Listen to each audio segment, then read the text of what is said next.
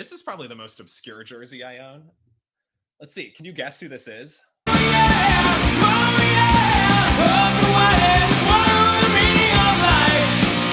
Hey guys, it's your girl Victoria Victron Lady VV12. You're here at V Sports with another episode of Jersey Talk. Today we have an awesome writer, podcaster, overall cool guy, Joey Held, with us. Thanks, Joey. Thanks, Victoria. First of all, I love the amount of nicknames you have. That's fantastic. And thank you. Such a kind intro. Definitely. Joey is also from my Canes fam, Miami. So Love it. Love it. yeah. Yes, for sure. So Joey, why are jerseys an important part for you as a sports fan? Well, they were my wardrobe for much of my elementary school career. I would say through fifth grade, I was wearing a jersey every day to school and, became known as the Jersey Kid. I had, at one point, I guess I still do have them. I just probably don't fit into a lot of them, but I had jerseys for every team in the NBA. Wow. Basketball has always been my favorite sport. So having all the, the obscure Bryant Reeves on the Grizzlies jersey with that hideous teal. I probably had like 4 or 5 different Raptors jerseys because the Raptors became a franchise when I was 7 years old. And that was kind of right when I was starting to get into basketball. I thought a giant dinosaur on the chest was super cool. So I Yeah. said, let me get all these different varieties of Raptors jerseys. And you know what? I still think a jersey or a dinosaur on the front of the jersey is super cool. And I feel like I'm almost cheating you a little bit today because so much of my collection is still in Chicago, where my parents live, still at my childhood home. So I've got a collection of jerseys that I have with me here in Austin. But just know there's so many more obscure ones up in Chicago. So someday we'll have to do a sequel and I can show you some other ones. Yeah, we'll do a part two for sure. That'll have to happen. And what was it like growing up in Chicago? I'm a 90s baby and Michael Jordan was everything but what was it like actually being there like while that was happening? Yeah, it was. So obviously the Bulls dynasty 91 to 93 and then 96 to 98 when they won the championships. I was 5 when that 93 championship happened and that was kind of when I like those are my first memories of like watching basketball. More so though, I remember the 93 94 and the 94 95 season which were Jordan-less for the most part. And then Mm. he came back and it was kind of like, okay, like let's see what he can do in a full season. And then the 95-96 season when they set the record 72 and 10, I still remember so many just random bits and pieces from that season. They lost to the Raptors, the expansion Raptors. They had a game against the Nuggets they lost where the Nuggets, I don't know why this is the part that sticks in my head, but the Nuggets had like 8 possessions in a row where they almost got back then a 10-second violation and getting the ball across half court. And every single time they'd get it to Bryant Stith, and the announcer would always be like, "Oh, they just got it to Stith in time." And I don't know why that's something that sticks with me, but just these little bits and pieces. And they, it makes me so sad. They were almost perfect at home. They were almost a 41-0, flawless at home, but they lost 2 out of their last 3 at the United Center. And I did get to go to a United Center or to a Bulls game in the Bulls dynasty. And particularly remember Tony Kukoc being extremely tall. I mean, he's Mm. almost 7 feet tall, so not surprising, but like more so than I expected. I'm like, that is a very tall man. And it was just, I mean, I think they played the Hornets at that game and just like an easy win. I believe it was the 98 season. And I had won tickets through some raffle I didn't even know I entered. But we got a phone call and it was like, hey, you've got 2 tickets to this Bulls game. Come on down. And so I went with my dad. He is not really a big sports fan, but he'll support me watching a game. And so he came out, we watched a game, and it was a lot of fun. And I'm glad I got to see the Bulls in their prime. Yeah. What is it like now being in Austin, which is kind of a different type of, it's also an art city, and like what is it like now being a sports fan there? It's a lot warmer for one, which is very good. We don't have the crazy winters, all that. It's definitely a change though. Growing up in Chicago, there's the Bulls, Bears, Cubs, White Sox, Blackhawks. You've even got the Fire, the Wolves. Mhm. DePaul basketball is pretty big, even though they haven't been good in a decade and a half now, something like that. So you've got a lot of options in Chicago. Harlem Globetrotters will always come through. I remember going to those games growing up. And in Austin, prior to this year, there hadn't been a professional sports team, but we've got the Austin Football Club. We're getting a soccer team. I'm very thankful the stadium is up north away from me. I think stadium traffic is the worst, and I'm glad I don't live by it. Yeah. But it's pretty cool to see. Like, obviously, soccer is not the most popular sport in the US, despite it being the most popular across the world. But it's super cool to see a sports team, a professional sports team, coming into Austin. And I went to a game. It was an exhibition soccer game between Chivas and I'm blanking on the other team, but it was so much fun. It was an exhibition game, and Mhm. everyone, like, they're doing all these chants. There's like a ton of festivities going on in the crowd, so I'm excited for that to kind of carry over in the form of an MLS team. But otherwise, we get a lot of minor leagues. We have the G League version of the San Antonio Spurs, who were previously the Austin Toros, and they are now the Austin Spurs because you want to confuse people when you're saying you're going to a Spurs Yeah. game. They think like, oh, you're going down to San Antonio. No, actually, up north Mm. to Cedar Park, just outside of Austin. And then we've got the Texas Stars and the Round Rock Express, who's the affiliate or the affiliates of the Dallas Stars and the Houston Astros, respectively. And it's kind of fun because I don't know if you've been to minor league games before, but it's kind of like a little looser atmosphere, a little more casual. Obviously, you can get better seats for less money, but t-shirt tosses, like everyone in the arena has a shot at it. It's not like a NBA game where if you're not on the lower level, you're out of luck. Like they've got some good arms, they've got the t-shirt cannon still, so it's really just like a nice kind of I don't know if party atmosphere is the right way to describe it, but like a nice casual, like laid back, we're all having fun atmosphere. So it's very, very nice to have that kind of balance. Yeah, yeah. Sometimes, my family and I've been to Cape Cod a couple times, and Oh, they nice. have like a cool summer league there that's, yeah, just like really chill and like fun. There is something different about it not being as competitive. Great. Well, yeah, feel free to take it away. Let's see what Let's do jersey it. you I had to start with a Miami jersey because it's all about the U. And I think this is probably the most obscure one that I own. It's a number 2 Miami jersey. I can try and back up a little bit, give a little more distance out here. Um, this was when I was at Miami. This was a Greg Cooper jersey. He was a running back and kick returner, punt returner extraordinaire. And I don't know why. I always think the green jerseys are like my least favorite, but for whatever reason, I like the 2. I like the 2 on it. I think it's a good, like, nice little, just like a nice little symmetrical looking 2 right there. And of course, you've got the little U at the top. That's very solid in there. I don't, when I was at Miami, I feel like I'd pay more attention to the stats, like, oh, when they're wearing their orange jerseys, they're 4-2 this season. But I have since stopped caring about that. I'm like, let's just hopefully put a good product out on the field. But I have white, orange, the whole shebang of jerseys. But the green one is the one that made it down to Austin with me. So maybe, despite not liking green in college, it's grown on me since graduating. So always love a good Miami jersey.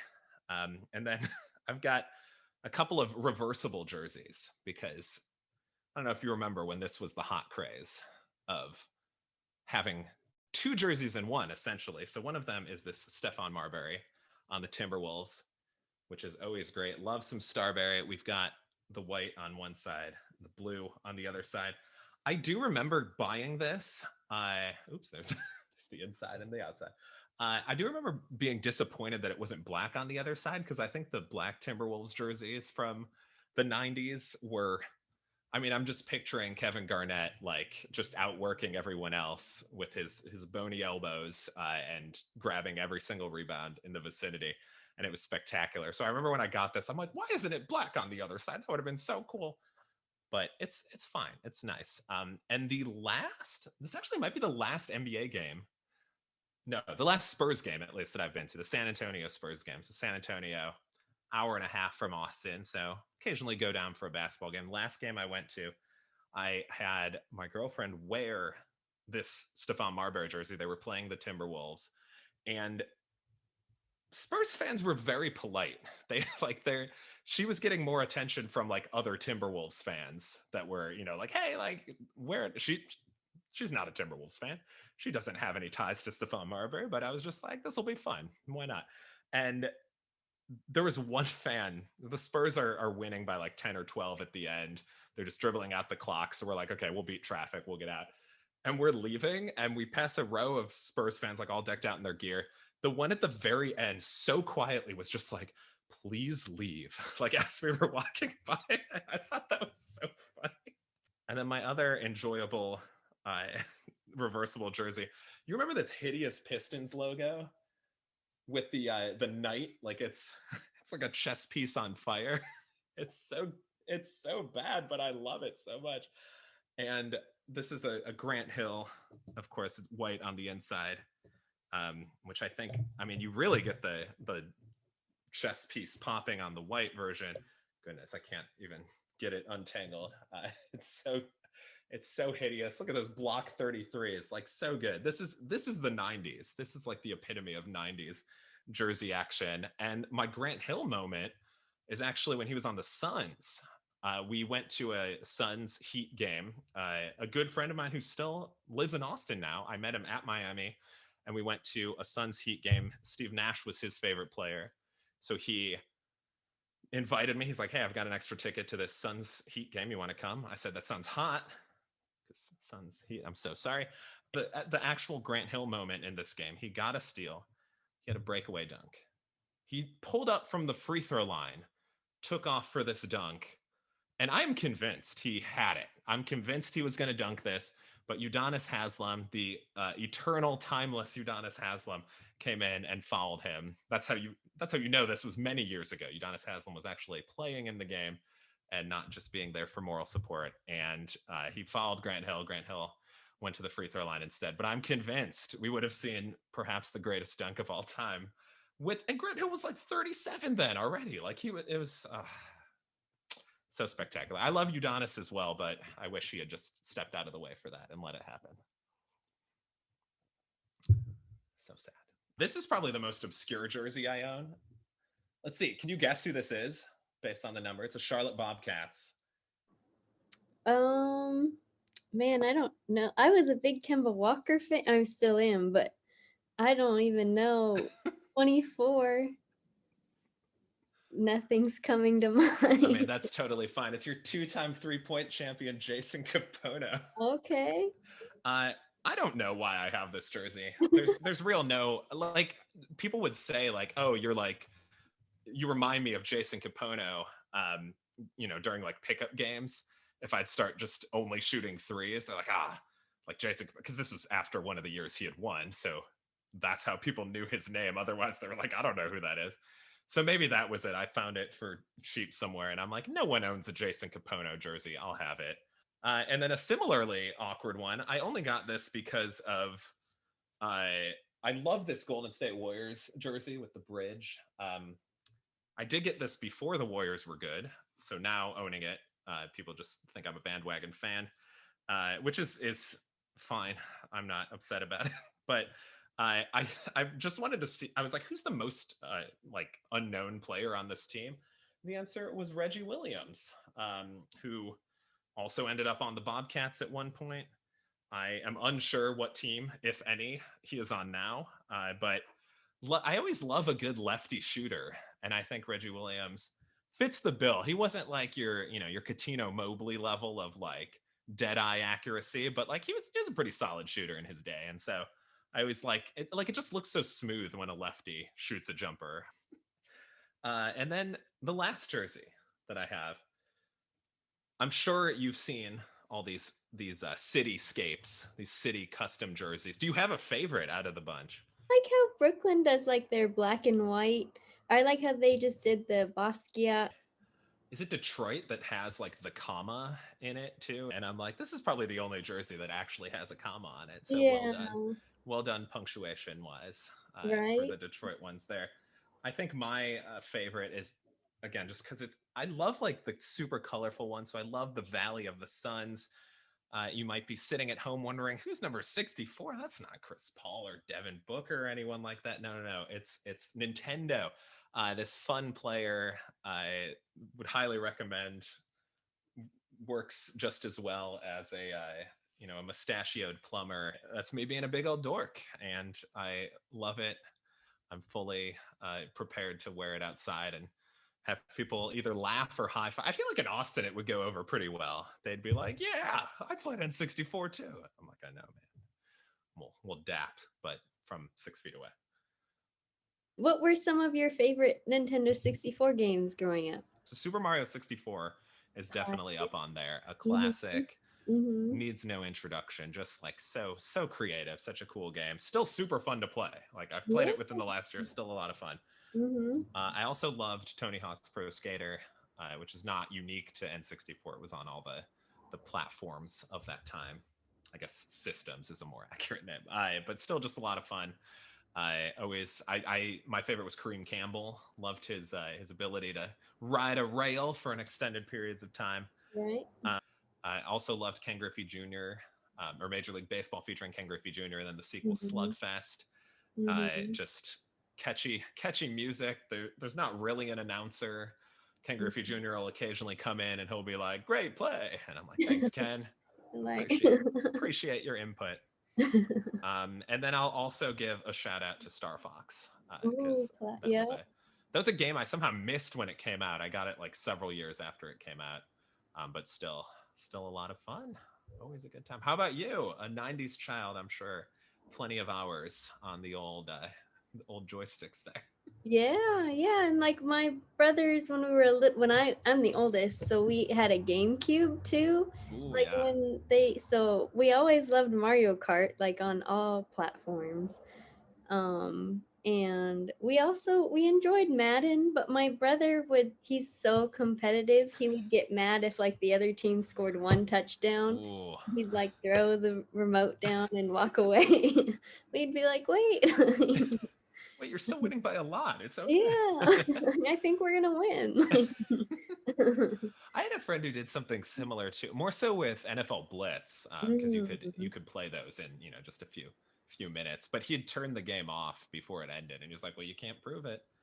And I always thought we're playing an exhibition game, so I can't prove it anyway. Yeah, But like it's not even sure, going in a yeah, rec like book the anywhere. But game's not going to remember it. I'll forget it after today. Like it's fine, but yeah, whatever. Always good yeah, times. definitely. And Star Fox was always fun too. In the different characters, I would always be. I think his name was Slippy the frog. Hmm. He Hmm. was always my favorite. That Yeah, was. my friend and I will quote random Star Fox isms because I thought that was pretty, like to me, that was pretty groundbreaking to have like full dialogue from your Yeah. fellow compatriots and like things would trigger and they'd come up and be like, "Fox, there's a guy on my tail," and I'm like, "I got you, Peppy."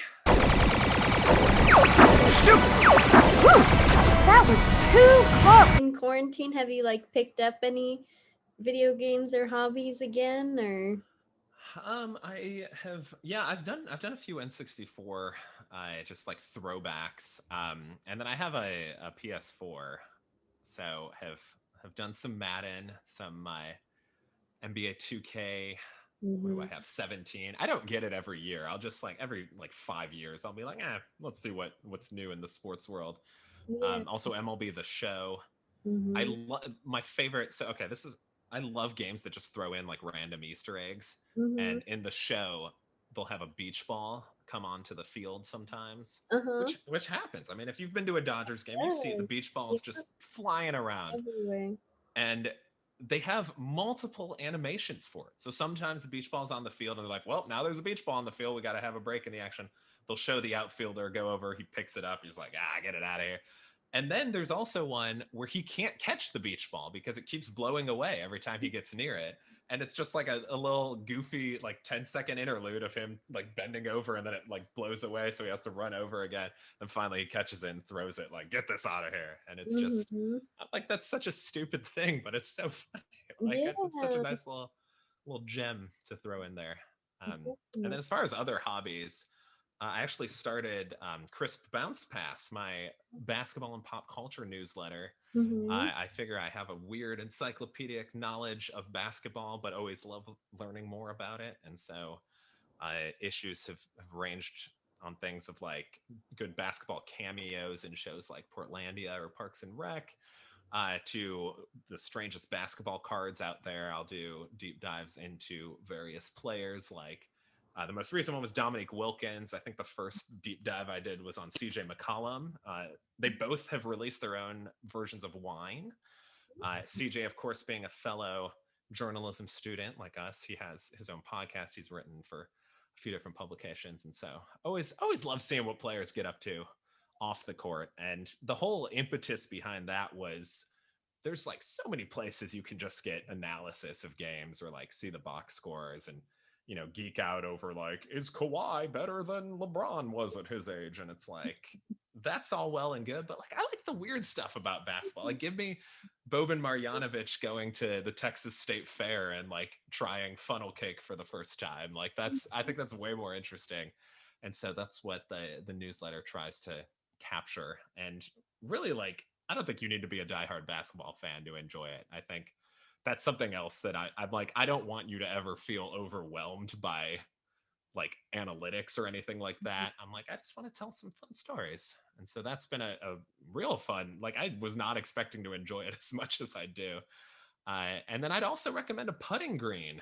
I bought that at the beginning of pandemic life. I'm not a golfer by any stretch of the imagination, but a putter and a putting green on Amazon were like $70 combined, as well as the balls. And so I was like, Mm. why not? Let's give it a try. Well, How that's about you? What's new in quarantine life?